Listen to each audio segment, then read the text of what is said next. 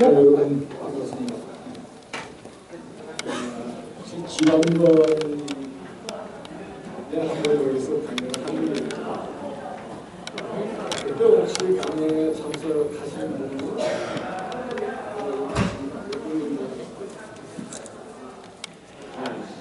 아니 제가 왜 그걸 여쭤보냐면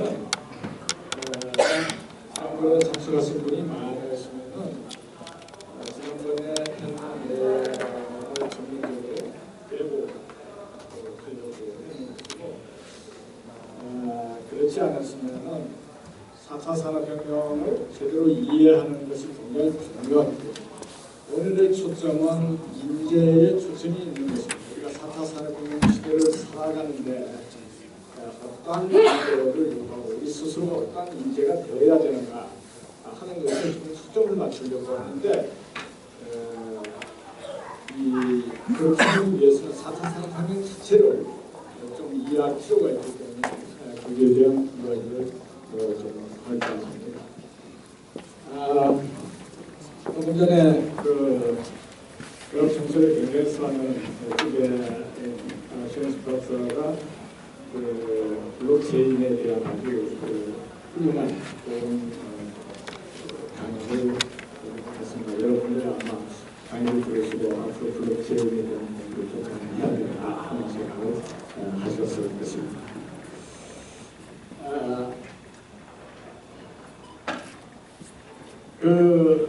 저는 오늘 이런 이야기를 하고자 하는데 4차 산업혁명이라는 게 왜 어떻게 일어나고 왜 우리가 이것을 제대로 이해하는 것이 중요한가 하는 것입니다. 우리 스스로가 나 스스로가 또는 나의 자식이 또는 우리의 기업에 있는 종업원들이 왜 이것을 제대로 이해하고 이러한 새로운 시대에 맞추어서 살아갈 수 있는 그러한 인재가 되기 위해서 어떻게 되어야 되는가 하는 데에 초점을 맞추고자 합니다. 자, 이것은 제가 썼는 책입니다. 그런데 여러분들이 이 책을 읽어보신 분들도 있을 것이고 이 책은 아마 여러분들이 지금도 네이버에 검색을 해보시면 창조경제라고 검색을 하면 우리나라의 창조경제와 관련된 책이 수백 종이 나와 있습니다. 그 중에 판매량 부수 1위인 책입니다.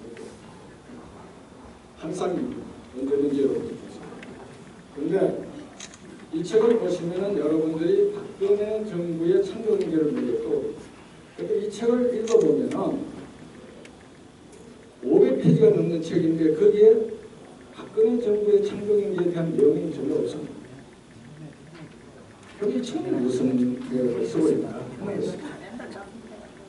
내가 왜 이 책을 쓰게 되었는가? 저는 경제학자로서 이게 우리나라뿐 아니라 세계 인류 문명사적인 흐름에서 이게 자본주의 산업경제가 거의 수명을 다했는 것 같다 하는 생각을 계속 가지고 있습니다.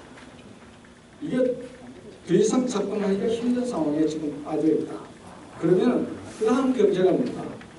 산업경제가 수명을 다했으면 우리가 농업경제에서 산업경제로 넘어왔듯이 산업경제가 수명을 다했으면 정말로 다했는가 하는 것을 점검하는 게 필요하고 그러면 그것이 그 다음 단계의 경제가 뭔가를 우리가 밝히는 것이 대단히 중요한 과제. 그것을 밝히고자 한 책이 바로 이 책입니다. 그래서 제가 어떤 국제학술대회에서 이 책에 있는 핵심 내용을 중심으로 발표를 했는데 그때 톰 플레밍이라는 이 사람이 창조경제니 뭐 이런 분야에서 런던에 있는 세계적인 컨설팅 회사의 디렉터입니다. 근데 이 사람은 세계 36개국의 중앙정부와 세계적인 가업적 기업에 컨설팅을 하고 있는 겁니다. 이 사람이 내가 4차 산업혁명은 어떻게 일어났고 그것은 앞으로 산업경제에서 창조경제로 경제의 발전 단계를 어떻게 이행시키는가 하는 것을 설명했을 때에 자기가 지금까지 봐왔는 4차 산업혁명과 창조경제에 대해서 가장 명쾌한 이론이다 이렇게 얘기했어요. 그런데 한국에서는 지금 창조경제라는 용어 자체를 쓰는 것을 공무원부터 기피하는 이상한 나라가 됐습니다. 그러니까 이 나라는 정권이 바뀌면 앞에 행한 것은 그냥 이러니까 축적이 안 되는 거예요. 여러분들이 이명박 정부 시대에 그린 그로스, 녹색 성장이라는 것은 방향을 아주 잘 잡은. 그런데 거기에 대한 엄청난 국가 예산을 투입시켰어요. 그리고 그 다음부터는 공무원도 그 용어를 안 쓰는 거예요. 창조경제도 똑같아요. 제대로 해보지도 못하고 국가 예산은 엄청나게 쏟아붓고 그리고 없었던. 그리고 지금 4차 산업혁명을 온 나라가 매일같이 뉴스고 뭐 매일같이 떠듭니다.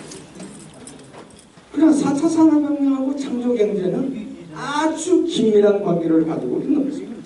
자, 여러분들이 산업혁명이라는 것이 어떻게 일어나는가 하는 것을 여기서 보여주고 있는 것입니다.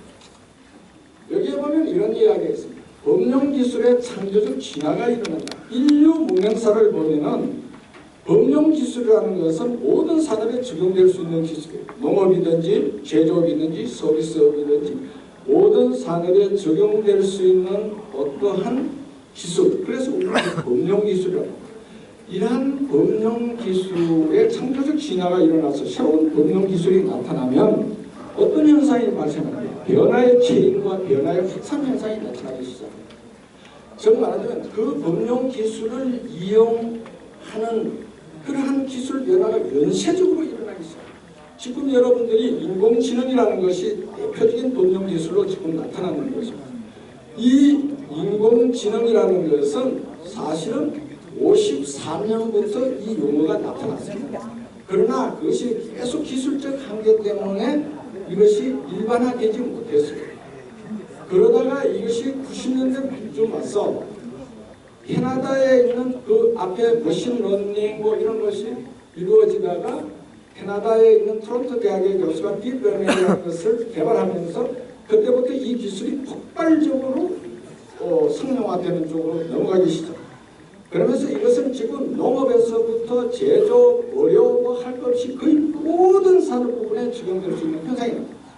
그러다 보니까 수많은 변화의 체인을 지금 형성하고 있는 것입니다. 여러분들이 뭐 앞으로 이야기하는 자율자동차니 인공기선이 AI 기선이 뭐 이런 것들이 전부 뭐예요? 인공지능에 기반을. 그러니까 엄청난 체인과 체인의 꼬리를 물고 앞으로 기술의 변화는 끊임없이 일어나고 있습니다. 그 다음에 변화의 확산 현상입니다. 여러분들이 어떤 인류 문명사에 있어서 기존의 기술을 뒤엎어버릴 수 있는 새로운 범용 기술이 나타났다는 것은 생산성의 획기적인 변화를 일으킨다는 것을 보면 따라서 기존 기술을 유지하는 사람은 살아남을 수가 없어요. 그러니까 새로운 기술로 대체하지 않으면 안 되는 거예요. 여러분들이 앞으로 자율자동차가 나오는데 그것을 기존에 있는 차들이 하지 않고 현재와 같은 그러한 차들, 현재와 같이 뭐 개솔린 해가지고 본인이 운전하고 이런 차를 계속 운전해가지고 자동차도 산남을 수도 있습니다. 그렇게 하는 회사는 도산하게 되어 있습니다. 그래서 변화의 확산 현상이 일어날 수밖에 없습니다. 이런 변화의 체인과 변화의 확산은 하나는 수직적으로 일어나는 현상이죠. 하나는 수평적으로 일어나는 현상입니다. 이것이 바둑판처럼 막 얽히면서 일어나면서 나비 효과라는 것이 일어나는 겁니다. 나비 효과라는 것은 무슨 이야기냐? 미국에 있는 기상학자가 컴퓨터에서 시뮬레이션을 해서 아마존에 있는 나비 한 마리가 날개짓을 했는데 그것이 플로리다에 엄청난 태풍을 몰고 오더라 하는 것입니다. 이것이 바로 나비 효과라는 것입니다. 이것은 무슨 이야기냐면 처음에는 정말로 미미하게 시작했던 아무도 그것이 문제가 된다고 의식하지 않았던 그것이 나중에 이것이 변화의 확산과 체인을 계속 일으키더니 어떤 엄청난 폭풍을 몰고 온다. 그거죠. 그런 나비 효과가 나타나면은 생산 방식과 생산성의 혁명적 변화가 일어날 수밖에 없습니다. 기존의 생산 방식을 다 바꿀 수밖에 없습니다. 여러분들 지금 독일에는 수산부터 나서서 전 국가가 인더스트리 4.0이라는 것을 진행을 하고 있습니다. 그러면 앞으로 공장의 생산 라인이라든지 이런 것은 어떻게 바뀔까? 앞으로는 그런 쪽으로 갈 수밖에 없습니다. 왜? 그런 쪽으로 안 가는 데서는 경쟁에서 살아남을 수 없기 때문에 그렇습니다. 자, 그래서 생산 방식과 생산성이 다 바뀌는 거죠. 여기서 혁명적 변화가 일어납니다. 그 과정에서 기존의 산업이 일부 무너지기도 하고 새로운 산업이 나타나면서 산업 구조가 또한 혁명적 변화가 일어나고 산업혁명이 바뀌게 되죠. 이 현상이 바로 뭐예요? 산업혁명이라는 것입니다. 그러니까 산업이 뒤집히는 현상이 나타나버린다는 것이죠. 그렇게 되면 기존의 경제 패러다임이 붕괴하면서 새로운 경제 패러다임이 출현하게 되는 것입니다. 그것이 뭐예요? 경제 발전 단계가 바뀌게 된다는 것입니다.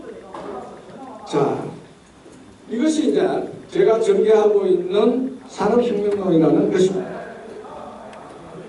자, 여기 여러분들이 보시면 경제발전 단계가 어떻게 바뀌는가 하는 것을 제가 범용기술의 창조적 진화가 인류가 태어나서부터 지금까지 이렇게 바뀌었습니다. 이러한 창조적 진화가 일어났을 때 산업혁명은 이렇게 일어났죠. 그래서 이것을 내가 계산을 되게 해보니까 이게 인류 역사상 4번째 산업혁명이 일어나고 있다. 그래서 제가 그 책에다가 제4차 산업혁명이라는 말을 책에 최초로 쓰는 책입니다. 그러고 난 1년 반 후에 클라우스 슈왑이라는 세계경제포럼의 회장이 제4차 산업혁명이라는 책을 발표하게 되는 것입니다. 자, 그래서 이것이 일어나면서 앞으로 사는 경제는 창조경제로 이렇게 이행할 수밖에 없다는 거죠. 그러면 4차 산업혁명과 창조경제라는 것의 핵심이 뭘까? 여러분들이 이것을 지금 복잡하게 생각하실 거 없어요. 4차 산업혁명과 창조경제를 아주 쉽게 이야기하면 이렇습니다. 핵심 생산 요소가 바뀐다. 이렇게 생각하시면 돼요. 핵심 생산 요소. 그럼 농업경제시대의 핵심 생산 요소는 뭐죠? 토지입니다. 그렇죠? 토지이지 않습니까? 산업경제시대의 핵심 생산 요소는 자본과 노동입니다. 그렇죠? 그런데 창조경제시대의 핵심 생산 요소는 뭘까요? 창의적 지식이라는 것입니다. 그래서 핵심 생산 요소가 지금 바뀐다는 거예요. 이 점을 우리가 지금 잘 이해를 해야 한다.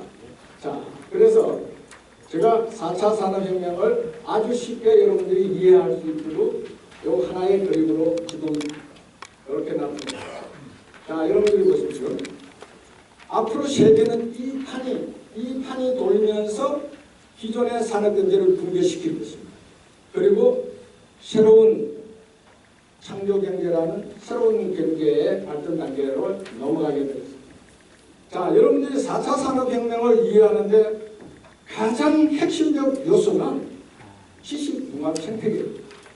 여러분들이 뭐 인공지능이니 뭐 IoT니 사물인터넷이니 무슨 3D 프린트니 뭐 등등 수많은 기술적인 요소들을 이야기하는데 그러한 요소들은 앞으로도 수없이 지금까지 우리가 생각하지 못했던 수많은 기술들이 새롭게 나타나게 될 것입니다. 그 모든 것을 가능케 하는 출발점 이점입니다. 지식융합 생태계가 나타납니다. 자, 이것이 얼마나 중요하냐? 여러분들이 지식융합 생태계가 언제부터 형성되기 시작했는가? 여러분들이 구글의 검색 엔진이 여러분들 손에 들어왔을 때가 언제입니까? 지금 10년 정도 그 이전에는 여러분들이 필요한 지식, 여러분들이 어떠한 아이디어가 있을 때에 그 아이디어를 구현하기 위해서, 현실화시키기 위해서 필요한 지식이 있을 건데 그 필요한 지식을 찾으려면 어디에서 어떻게 찾아야 됩니까? 여러분이 알 수 없었어요. 여러분들이 어느 교수를 찾아갈까? 어느 기술자를 찾아갈까? 어느 대학 도서관에 가야 어느 자료를 뒤져볼까? 알 수 없었어요. 근데 여러분들은 지금 이런 거는 아이디어와 상상력이 돈이 되는 세상. 그렇습니까, 여러분들? 여러분들 아이디어와 상상력이 있으니까 그게 돈이 됩니까? 돈이 안 돼요, 그렇게 봐요.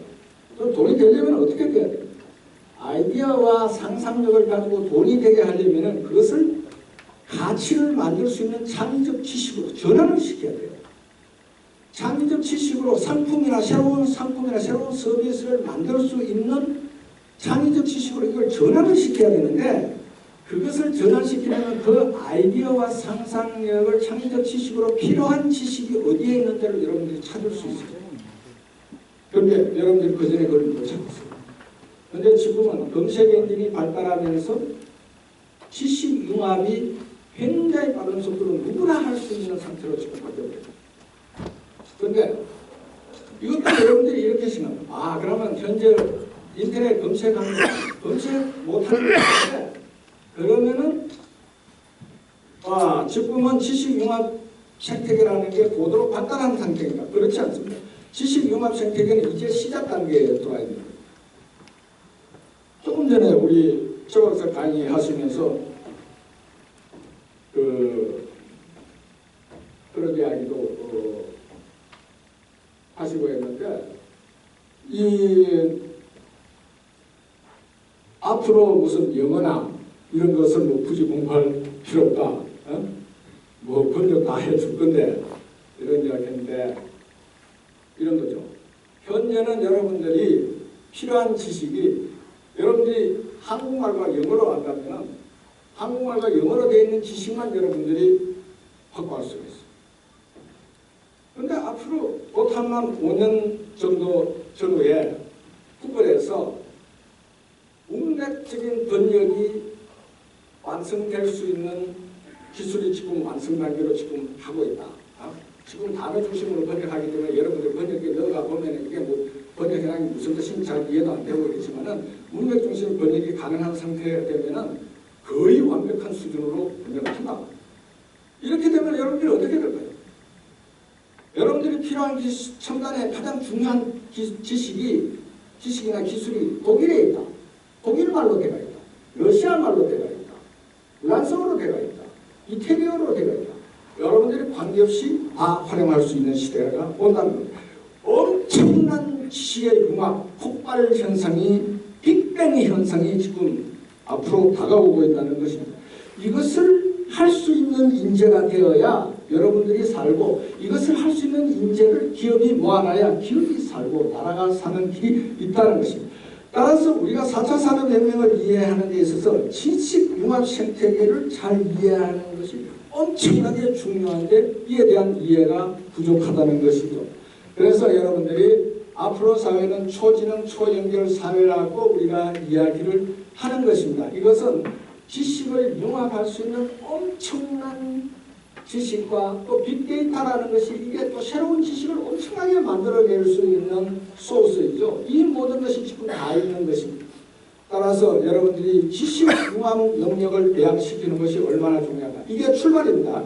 자, 여러분들의 아이디어와 상상력이 있을 때에 그것을 가지고 돈이 되게 하기 위해서는 그것을 가지고 새로운 상품과 서비스를 만들어야 되는데, 그것은 새로운 창의적 지식이 있어야 되고, 그 창의적 지식을 이것을 통해서 확보한다. 그럼 그러니까 여러분들이 기업을 만들어야 되겠다. 스타트업. 옛날에는 여러분들이 스타트업을 하려면 돈이 있어야 돼요. 여러분들이 어떤 시제품 하나 만들어 보도 검증을 한번 떠보려면 그럼 돈이 얼마나 들어갑니까? 그 여러분들 할 수 없어요. 그런데 앞으로는 이게 어떻게 될까요?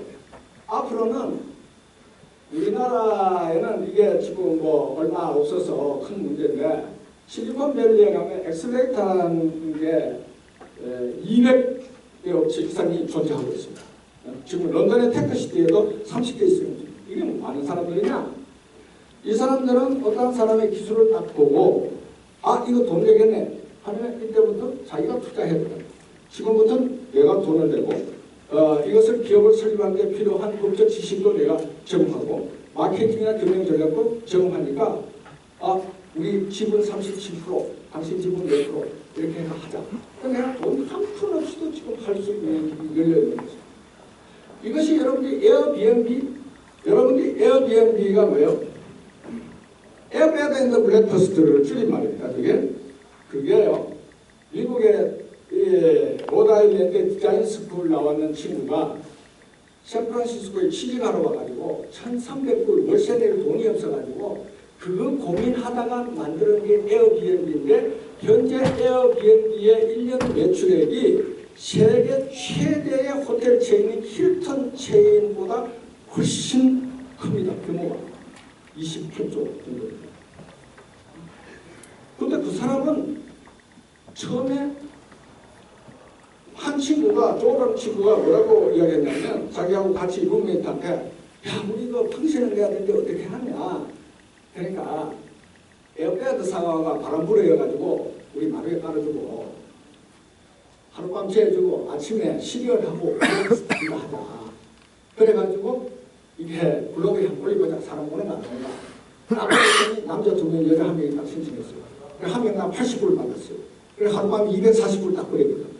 그러니까 이 친구가 아 이게 돈이 됐네. 빅 아이디어네. 이렇게 되는 거예요.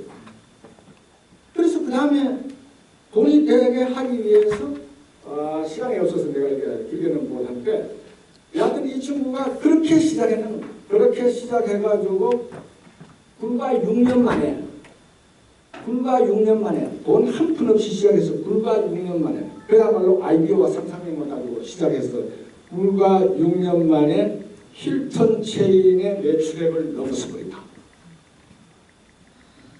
여러분들 에어비앤비로 여행 갔다 온 분 계세요? 자, 여러분들 우버 택시 이게 전부 똑같은 방식입니다. 그래서 지금은 대박치 나는 건 전부 똑같은 놀이에요. 자, 자기의 아이디어와 상상력을 가지고 창의적 지식으로 지식융합을 통해서 만들어서 엑스라이트로부터 돈을 끌어였고 지식재산상 창조경제시장 이런 것들이 우리나라는 이게 잘 발달 안 돼가 있어요. 이런 상태 속에서 우리나라에서 학생들이 자꾸 스타트업을 하라면은 신용불량자 들어가는 거하고 똑같은 일이에요. 그래서 우선 이런 것을 발달시켜야 되는데 어떻든 그래서 이제 스타트업 생태계가 미국이나 영국 이런 데는 엄청나게 지금 빠른 속도로 발달하고 있어서 그야말로 돈이 없어도 새로운 기업을 시작할 수 있습니다. 자, 그 다음 두 번째는 돈만 있다고 되는 게 아니에요. 그런 내 아이디어만 있다고 되는 게 아니에요. 그 많은 기술이 결합을 해야 돼요. 기존의 기술. 그게 기술을 위한 기술이 메타기술이라는 거예요. 메타기술. 여러분들이 인공지능이 필요한 어떠한 상품을 만들었는데 그 상품을 만드는데 여러분들이 인공지능을 만들어가지고 그거를 해야 된다, 개발을 해야 된다 하면 불가능한 거예요. 자율자동차를 하는데 인공지능까지 만들어가 자율자동차 한다고 하면 그거 불가능한 거죠. 여러분들이 인공지능 기술을 만드는데 여러분들이 뭐 쉐딩이 뭐 등등 이런 걸 만드는데 그것을 인공지능까지 개발해가지고 하라고 하면 그거 못하는 거예요. 그런데 지금은 이러한 활용할 수 있는 메타 기술이 엄청나게 사물 인터랙션지 3D 프린트라든지 엄청나게 발달하고 있어요. 아까 이야기했잖아요. 여러분들이 어떠한 아이디어를 가지고 멋진 상품을 만들었어. 이거는 여러분들이 컴퓨터에서 시뮬레이션을 해봤는데 이게 정말로 이렇게 되는지 한번 만들어 보고 싶어. 그러려면 그전에는 검령을 떼야 돼요. 그러나 지금은 어때요? 3D 프린트로 가지고 찍어보면 되는 거죠. 검령은 워낙 비싸가지고 한 종류밖에 못 해보지만 3D 프린트는 별로 돈이 안 들어서 여러분들이 수십 종을 찍어볼 수가 있어요. 아, 요게 디자인이, 요게 컬러가 마음에 드는지 계속 여러분들이 해볼 수가 있어요. 그런 메타 기술이 엄청 발달하고 있어요. 그래서 여러분들이 이 기술을 잘 활용하는 방법을 알면 되는 것입니다. 자, 그렇게 해서 제품을 만들었어요. 그럼 팔아야 될 거 아닙니까? 옛날에는 이런 걸 팔려면 어디다가 팔까 하는 게 참 고민이었어요. 그런데 지금은 개발 플랫폼이라는, 옛날에는 플랫폼이 거의 폐쇄 플랫폼. 여러분들이 옛날에는 모든 정보라든지 기술이 밖으로 새나간다 해가지고 엄청나게 홍보를 해서 폐쇄 플랫폼을 운영했어요. 근데 이게 플랫폼이 뭡니까? 플랫폼은 기차 탈 때 여러분들이 이거 차 올라가서 얘기하는 그 플랫폼이지 않습니까? 이 플랫폼은 쉽게 말하면 그냥 개방 장터다. 이렇게 여러분이 생각하면 됩니다. 오픈된 장터다. 시장터. 이게 엄청나게 전 세계를 상대로 하는 장터가 열리는 겁니다. 이 장터를 따라주는 게 개방 플랫폼이라. 그래서 아까 그랬잖아요. 에어비앤비라는 애가 제일 처음에 2명이 처음에 아이디어를 가지고 한번 해보자 이렇게 됐어요. 이 친구가 딱 생각해보니까 개방 플랫폼을 만들어야 되거든. 개발 플랫폼을 만들려고 하면은 이거는 이쪽 분야를 잘하는 엔지니어가 필요해요. 그래서 엔지니어 한 명을 끌어들였어요. 그래서 그것이 3명의 공동 창업자가 되는 겁니다. 그래서 그 친구가 돌아가지고 에어비앤비라는 개발 플랫폼을 만들어서 전 세계에 있는 모든 사람이 자기의 여유방을 거기에 올려서 전 세계인을 상대로 해서 민간 숙박업을 할 수 있는 길을 열어요. 그리고 여러분들 거기 가보시면 뭐 유럽에 성 같은 것도 빌리가 가족들이 가가 할 수도 있고 뭐 이렇잖아요. 그래서 이게 4개의 판이 뱅뱅 돕니다. 여기 아이디어에서부터 출발해가지고 돈, 기술, 제품, 서비스 만들어가 파는 것까지 이것이 이 판을 읽을 줄 알아야 앞으로 시대에 돈을 어떻게 벌고 세상이 어떻게 바뀌는가를 여러분들이 이해할 수가 있습니다. 이것이 여러분들이 4차 산업혁명을 이해하는 게 대단히 중요한 하나의 판입니다. 이거는 내가 내 책에 있는 이 책에 있는 내용을 KBS에서 그때 무슨 그 강연을 해달라 내가 KBS에서 강연하기 위해서 비주얼로 내가 이제 그려서 만들어 놓은 건데 여러분들이 이 판을 잘 이해하시는 것이 대단합니다. 자, 그래서 여기 보면 개발 플랫폼 때문에 공유 경제나 네트워크 경제나 뭐 여기에서 뭐 클라우드나 뭐 이런 것들이 엄청나게 지금 빠른 속도로 발전을 하고 있다. 자, 우리나라의 문제를 이야기합니다. 우리나라가 저는 현재 매출을 이렇게 가면 우리나라는 4차 산업혁명이 안 된다는 겁니다.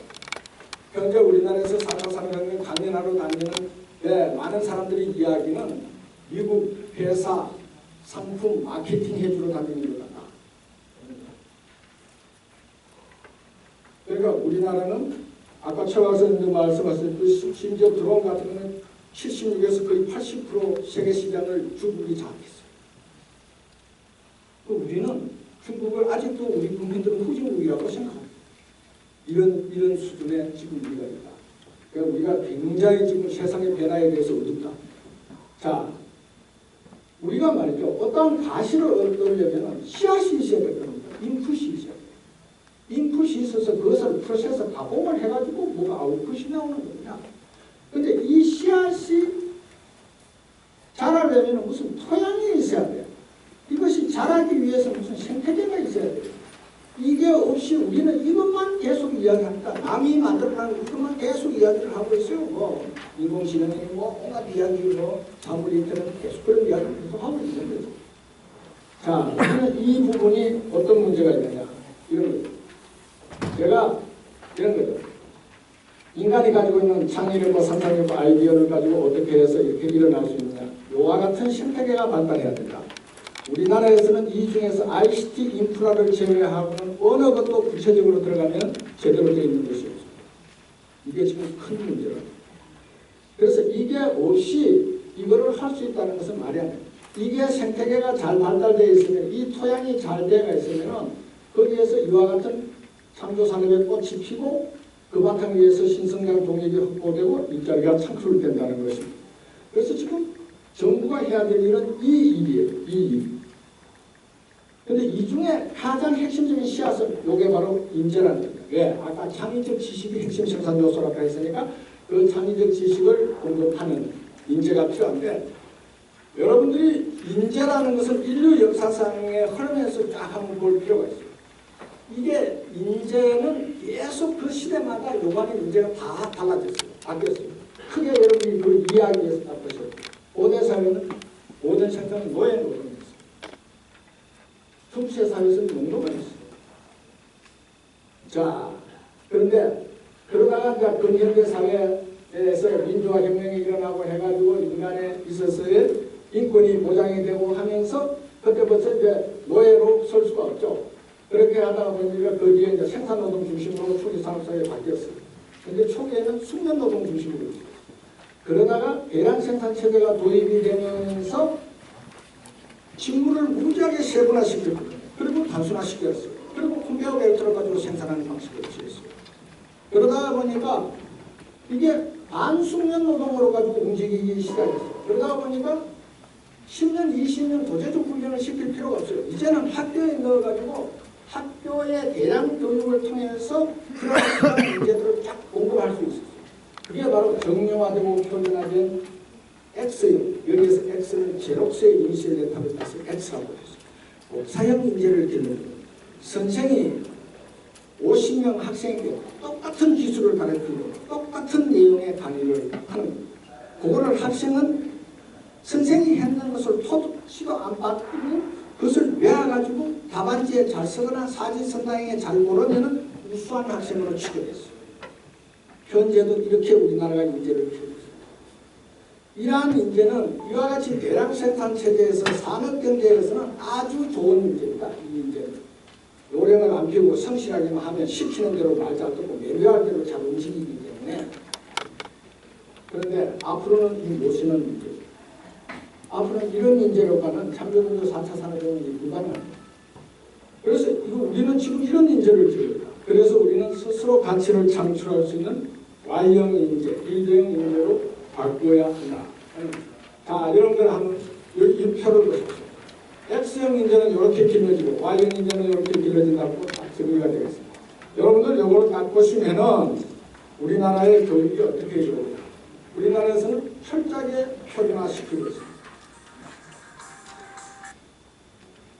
여보세요? 교수가 선생이 자기가 강의했는 것에서 벗어난 답을 써버리면 그 점수를 받을 수가 없어요. 그 어떻게 창의적인 인재가 될까? 철저하게 우리는 표준화된 인재를 드립니다. 그런데 우리는 일대형 인재, 일드라는 게 뭐예요? 양보라는 뜻도 있지만 생산해야 합니다. 스스로 가치를 창출하는 그런 인재를 빌려야 돼요. 자, 선생이 가지고 있는 생각은 뭐예요? 우리나라는 획일주의예요.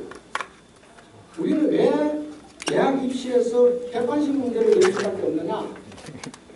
안 그러면은 여기에 대해서 그 공정성 시비가 계속 붙는 거예요. 어떻게 프랑스 같은 경우에는 아니 수필을 써가지고 논술을 써가지고 대학에 들어가냐? 우리나라 같으면 그렇게 해놓으면 그걸 어떻게 믿느냐 해서 채점을 이렇게 됩니다. 그러니까 철저하게 획일주의로 갈 수밖에 없어요. 그러니까 인간이 가지고 있는 개성과 다양성이 창의성의 생명인데 이 자체를 개발할 여지가 없게 됩니다. 자, 여러분들이 학생이 가지고 있는 마인드셋이 철저하게 무시돼요. 선생이 일방적이에요. 학생은 선생을 따라요. 자, 내가 여러분들에게 질문 하나 하겠습니다.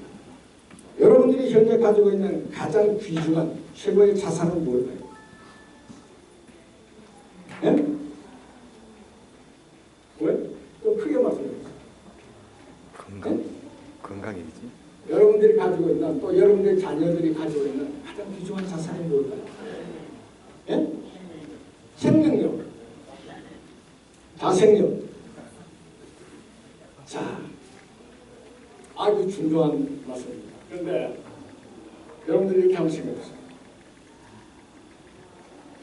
인간이 지금 만들어놓은 이 세상에 이런 모든 물건들, 이런 것들이 어디서 나왔을까? 처음에 전기고 뭐 이런 거, 뭐 강의 이런 거, 뭐 또 앞으로 이공영 뭐 진흥뭐 이런 모든 것들이 어디서 나왔을까? 아이디어는 어디서 나왔을까요? 상상력 어디서 나왔을까? 네? 호기심.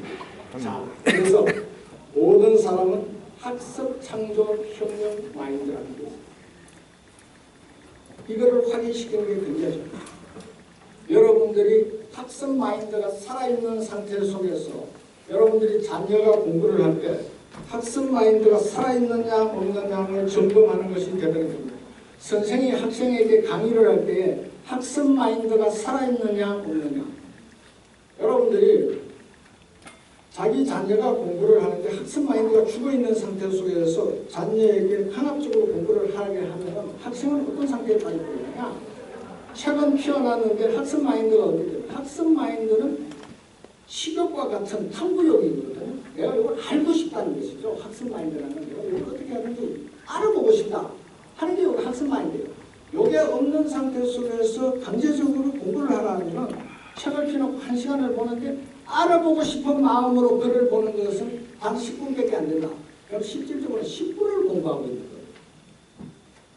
그런데 부모님은 어떻게 생각하는가? 책상 앞에 1시간 앉아있으니까 얘는 1시간 공부했다고 생각합니다. 하루에 자기 서재에서 자기 방에서 9시간을 내일 시험 친다고 공부했다. 근데 학습 마인드가 살아있는 상태는 30분이거든요. 하루 동안에 30분만 공부했다. 그런데 부모님은 자기 자식이 9시간을 공부했다고 생각합니다. 그런데 성적이 나오는 것은 30분에 해당하는 성적이 나오는 거죠. 그런데 부모님이나 본인도 9시간을 공부했다고 착각하는 거예요. 그러니까 9시간의 결과를 기대하고 있는 거예요. 그럼 어떻게 되는 겁니까? 결국은 원인은 성적이 안 나오는 원인은 어디로 들어가는 겁니까? 머리가 나쁘다. 이래 되는 거예요. 이거 굉장히 위험합니다. 그런데 우리 부모님이 정말로 위험한 부부간에 싸움할 때 위험한 걸 합니다. 자식이 성적표를 받아왔다. 정말로 화가 난다. 이게 누구를 닮아서 이러냐. 얘는 엄마를 닮는다 하지 않느냐. 이때부터 막 서로 머리 싸움 합니다. 누가 머리가 조금 나쁘고. 이렇게 돼버리면은 자식은 어떻게 될까요? 나는 태어날 때부터 머리가 나쁜 놈이야. 이렇게 돼버리잖아. 그럼 희망이 없는 겁니다. 이거는 DNA로서 생물학적으로 물려받아서 내가 개선할 여지가 없어져 버리는 거예요. 이게 위험천만한 거예요. 자녀를 완전히 망치는 거예요. 그래서 학습 마인드를 죽이는 행동을 절대 하면 안 되는 거예요. 사람은. 여러분들 애들이 아주 어릴 때에 라디오나 무슨 어떤 소리가 날 때 이 소리가 어디에서 나는가를 궁금해서 라디오를 막 분해해봤다. 근데 밖에 갔다가 집에 돌아보니까 막 방 안에 오천이 막 이렇게 막 분해해가지고 보질 않았다. 그래가 막 애고래 감시를 보면 어떤 현상이 발생할까요? 애의 학습 마인드가 완전히 죽어요. 애가 학습 마인드가 있기 때문에 자기가 배우는 것은 애가 학습 마인드가 있어서 자기가 그것이 알고 싶어서 했는데 그 다음에 뭐예요? 자기는 창의적인 마인드가 또 활동할 거 아닙니까? 이걸 새롭게. 인간은 배운 것을 그대로 하고자 한다. 이게 아닙니다. 인간은 배운 것을 뭔가 새롭게 해보고자. 나라는 자아 존재의식이 굉장히 강한 게 인간의 본성이에요. 그래서 나는 누구보다도 다르게 가치 있는 존재라는. 그래서 내가 무언가를 배운 이상으로 뭘 해보고 싶은 게 그게 크리에이티브 마인드입니다. 창조적 마인드. 그런데 애가 그걸 저지를 했다고 막 방지되면 학습 마인드를 죽이는 거예요. 어차피 라디오는 부서지는 건데 그러면 현명한 부모는 어떻게 하겠습니까? 야, 너 그거 분해해볼 생각 어떻게 했어? 왜 분해했어? 뭐 알고 싶어서? 소리가 어디에서 나는지를 알고 싶어서? 알고 싶어요. 그래서 찾았어. 어디에서 소리가 나? 못 찾았어. 지금은 계속 한번 찾아봐. 아버지도 엄마도 한번 찾아볼게. 우리 같이 한번 찾아보자. 이러면 애는 학습 마인드와 창조적 마인드가 살아나죠. 그러면서 현명 마인드도 살아납니다. 내가 부족한 지식은 누군가의 도움을 받아서 내가 확실하게 알게 되겠구나. 그래, 아버지, 엄마하고 같이 찾아서 이런 소리가 어디에서, 어떤 원리에서, 어떤 방식으로, 어떻게 작품에서 나는구나. 이게 이렇게 길러야 앞으로 그 애가 자라서 그 라디오 수십만 대를 불어들어오는 거죠.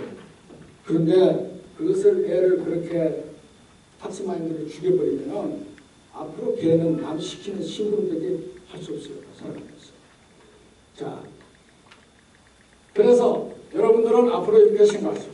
본인 스스로도 그렇고 자녀들도 그렇고 회사를 경영하는 사장님은 기업에서도 우리 기업의 최고의 자산은 우리 종업원이 가지고 있는 학습 창조 협력 마인드입니다.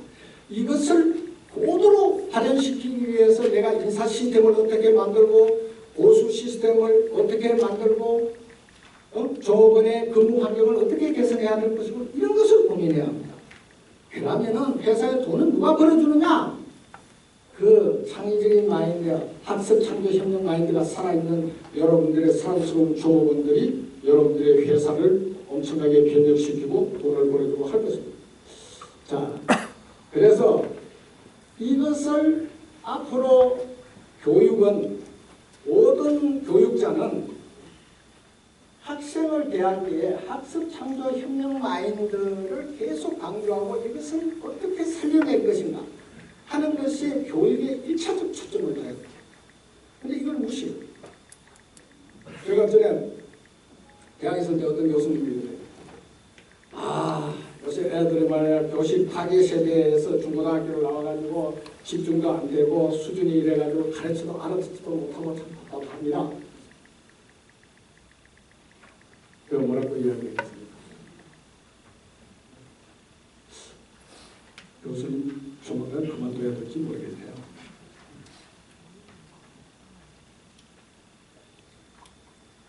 만약에 우리가 이렇게 생각하는 거예요. 모든 교육자는 어떤 제1의 덕목, 교육의 제1의 덕목은 이런 인간은 개발 가능한 무한한 잠재력을 가지고 있다. 무한 개발 가능한 잠재력을 가지고 있다 하는 것이 교육자가 가지게 된 제1의 덕목. 그렇게 딱 생각하면 어떤 수준의 학생이 오더라도 학생의 수준을 탓할 수가 없어요. 선생은. 그 학생이 못 알아들었다면 선생의 책임이 아니에요. 저 학생의 책임이 아니에요. 그건 철저하게 선생의 책임이에요. 왜? 그것은 그 학생이 알아들을 수 있도록 수준에 맞추어서 그 학생이 일단 알아듣게 만들어내야 됩니다. 그것이 선생의 존재 이유예요.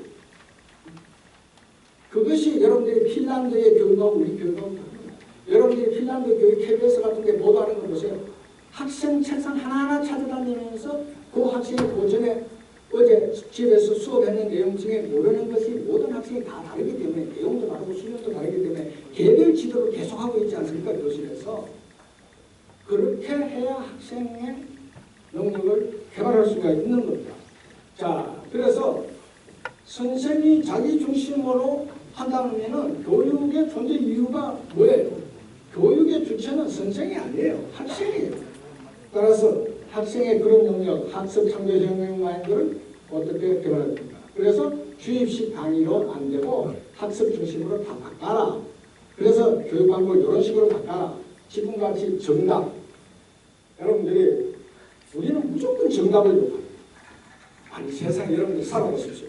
세상에 정답이 있는 그런 게 없습니다. 수학, 물리학 외에는 화학 이런 정도 외에는 정답이 있습니까? 그거? 아니 경제학에서 경제학 과학적이다 계산하면 노벨 경제학상도 주고 이러는데 아니 금리를 올려야 되는지 내려야 되는지 여러 가지 경제 이론이 있지만 한 가지 이론만 있는 게 아니에요. 그 정답이라는 게 있을 수가 없어요. 그래서 다양한 답이 존재하고 그 다양한 답 중에서 현재로서는 베스트 초이스가 어딘가 이거를 가려내야 되는 거예요. 그래서 우리는 학생들에게 모든 문제는 다양한 답이 존재한다는 것을 인식해 하는 작업이 중요합니다. 그래야 창의성이 개발될 거 아닙니까? 그 중에서 베스트가 뭔가를 찾아내는 방법을 가르쳐야 돼요.